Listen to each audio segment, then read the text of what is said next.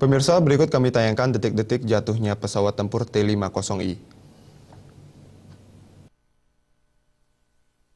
Inilah video amatir yang memperlihatkan detik-detik jatuhnya pesawat tempur T-50I Golden Eagle, milik TNI Angkatan Udara. Gambar ini direkam oleh seseorang warga Yogyakarta dan diunggah di situs YouTube. Beberapa detik sebelum jatuh, tampak pesawat sedang memperlihatkan aksi akrobatiknya dalam atraksi Gebiar Dirgantara Akademi Angkatan Udara tahun 2015 di Lanut Adi Sucipto, Yogyakarta.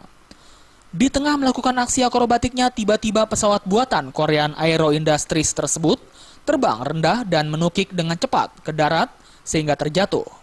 Tidak terlihat pilot menggunakan kursi pelontar dalam musibah ini. Diduga kursi pelontar tidak berfungsi sebelum pesawat jatuh.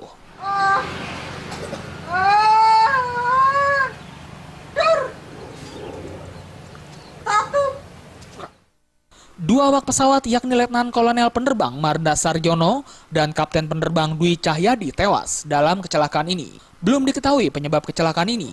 Saat ini tim investigasi dari TNI Angkatan Udara sedang bekerja untuk menyelidiki penyebab jatuhnya pesawat.